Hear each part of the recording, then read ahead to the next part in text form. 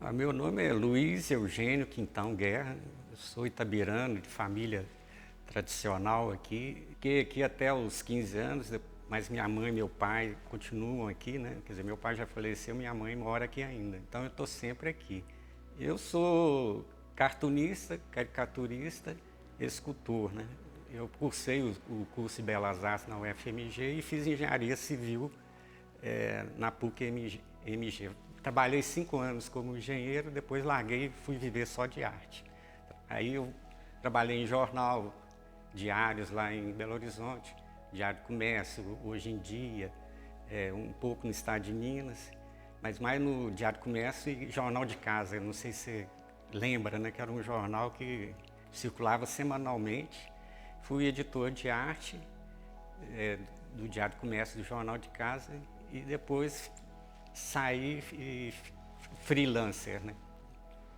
Antes do Cometa teve o Cineclube, a gente já tinha uma movimentação assim nesse sentido, que o pessoal aqui em Itabira, classe média, geralmente estudava, né, o segundo grau, o ginásio da minha época, e depois ia para Belo Horizonte fazer a faculdade, porque aqui não existia, né?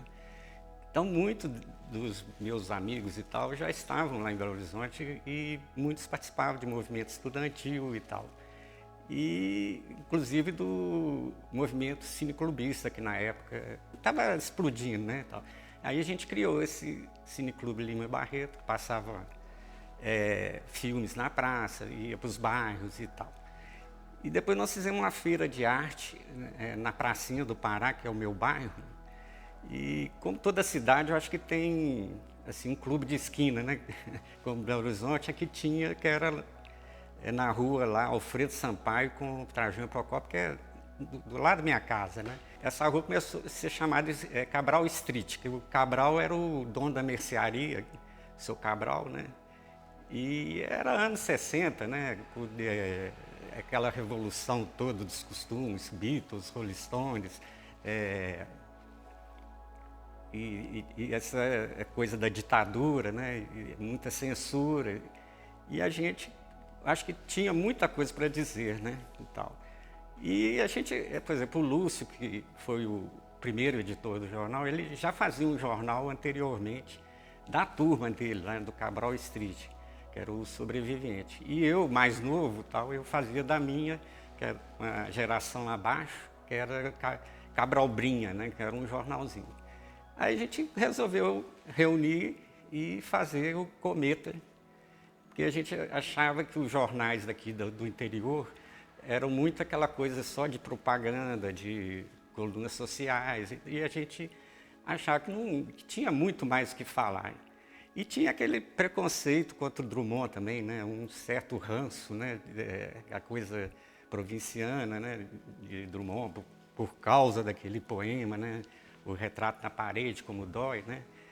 E a gente resolveu fazer esse jornal uma edição só, né? E o Lúcio, como era o cara mais intelectual, que lia, que tinha uma coleção do Pasquim, ele escrevia mais, ele foi o editor.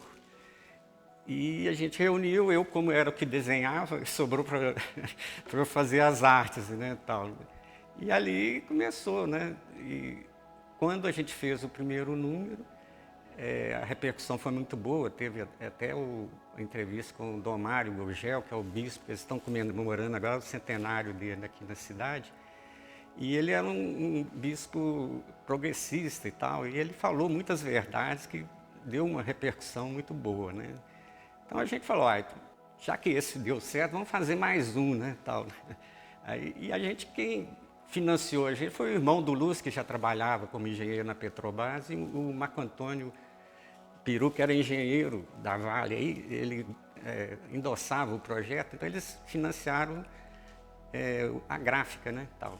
Aí no segundo já deu para a gente arrumar os anúncios, a gente vendia na rua e tal, e saiu o segundo número. Aí eu falei, agora tá bom e tal. Aí chega a carta do Drummond, né? O Drummond elogiando, tal, que desde o primeiro número a gente já tinha assumido que o jornal era drummondiano, né? E ele puxava até a orelha da gente, esse jornal está muito bom, tal, mas está muito drummondiano. Eu falava, mas como evitá-lo, né, Drummond? Não tem jeito. Aí já que a gente recebeu a carta, resolvemos fazer mais um número, né? E foi assim, a coisa foi rolando, rolando, até que durou 35 anos, né? Eu era o mais novo, né, da turma, né? Eu acho que tinha 20 anos, né, tal. Eu nem pensava em ser cartunista, ser esse lado da arte, nem nada. Eu fazia engenharia civil, né? Inclusive você citou o Aroeira, teve um concurso lá no Diário da Tarde, que morreu lá o cara, o Augusto Radic, se não me engano, que fazia uma página de humor. E ele desenhava junto com o outro que fazia o texto. Eles me chamaram para fazer o teste junto com o Aroeira. Eu acho que o Aroeira nem sabe. Só que eu estava na época não tinha internet, não tinha essas coisas, né? E eu estava fechando o jornal, que a gente enfurnava na casa do Lúcio um fim de semana para diagramar. Eu que diagramava, desenhar as páginas, não tinha esse trem de computador, né? Era tudo na mão mesmo, né? Calcular. Não tive tempo de fazer, né? Ele pediu fazer uma caricatura do João Leite na época, não sei o quê. Aí eu não participei e o Aroeira foi, né? Ele ficou lá um tempão. Eu acho que o Aroeira nem sabe disso. Você calculava, aí eles imprimiam, eles digitavam lá, né? Porque o Lúcio fazia numa lauda que já tinha o tamanho certo. Eu contava o número de linhas, já tinha o número de toques, aí tinha uma tabela que você dava o tamanho e a largura, né? das colunas, né? Aí eu desenhava, calculava, mandava, eles digitavam e voltava para você as tirinhas, para você ir colando, né? E nem sempre dava certo, né? Às vezes tinha que voltar de novo, tinha erro e tal. Então era muito artesanal, né? Não tinha essas facilidades de hoje, né? Então a gente passava fim de semana enfurnado, né? Para só uma semana depois ficar pronto, porque aí tinha esse vai e volta, né? Na verdade, esse livro é um álbum afetivo, né? Que eu passei tantos anos fazendo caricaturas de políticos e tal, que eu cansei e falei... E, de certa maneira, eu estava iludido que o Brasil já estava numa melhor fase, já estava melhorando. Aí eu falei, não, agora eu quero fazer uma coisa prazerosa para mim, né, tal. E eu fui no Museu d'Orsay, em Paris, e vi um trabalho do Honoré Daumier, né, que era um artista francês do século XIX, XVIII.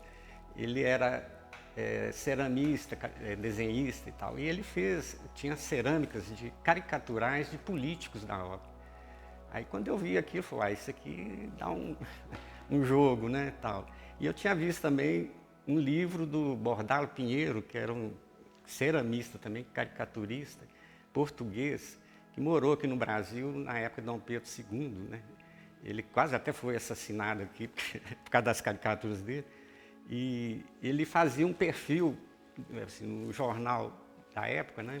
Por exemplo, pegava Dom Pedro, desenhava, fazia caricatura e do lado ele fazia um perfil humorístico da figura, né?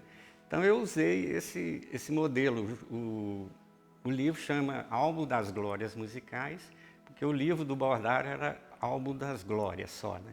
Então eu fiz uma homenagem e usei o formato dele, que é uma caricatura e um perfil. Só que eu convidei várias pessoas, né, da área da música, jornalistas, fotógrafos, meus colegas cartunistas, né? Tem Batistão, Aroeira, tem o Juarez Moreira, tem o Samuel Rosa, escreve sobre Bituca, tem as professoras, né, do canto, né, Babaia, Celinha Braga, Lígia Jacques, Rogério Leonel, o Toninho Camargos, que me ajudou muito, Toninho Camargos é um grande compositor, né, que fez parte do Mambembe, um grupo na década de 70, grande compositor, e ele fez a linha do tempo, assim, localizando cada personagem da vida e morte com fatos marcantes da cultura, né, do Brasil e no mundo.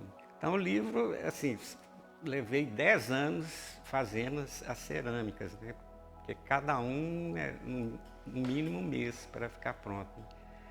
E eu pegava cada um mote, por exemplo, Caetano, o jeitão dele, a caricatura, a Rita Lee também, só a caricatura. Por exemplo, o Jacó do Bandolim, eu já focalizei numa música dele, que é Noites Cariocas, então já tem a paisagem do Rio. Então cada um veio de uma maneira, né? Tal. Mas assim, não pretende ser uma enciclopédia o livro. É apenas uma tentativa de fazer caricatura de uma maneira diferente, não que seja inédita. Aí Itabira, sei, eu não sou muito otimista não, mas eu acho que tem um potencial enorme, né? Não só pelo nome de Drummond, mas com muitos outros que estão por aí e tal. E jornal, eu acho que eles perderam assim, as grandes mídias, né? Usaram a mídia uma coisa política e esqueceram né, do jornalismo verdadeiro, né? De falar a verdade mesmo e manipularam. Então isso acho que é um grande tiro no pé, né, da grande imprensa. Acho que a credibilidade para o jornal é tudo. Mas, ao mesmo tempo, acho que surgem outras maneiras, né, com a internet, e acho que novos canais, né, estão surgindo, e não sei como é que vai dar isso, não. Agora, Itabira tem um potencial enorme, né, eu acho que... E tem essa cruz de ser uma cidade mineradora, e que tem uma safra só, né?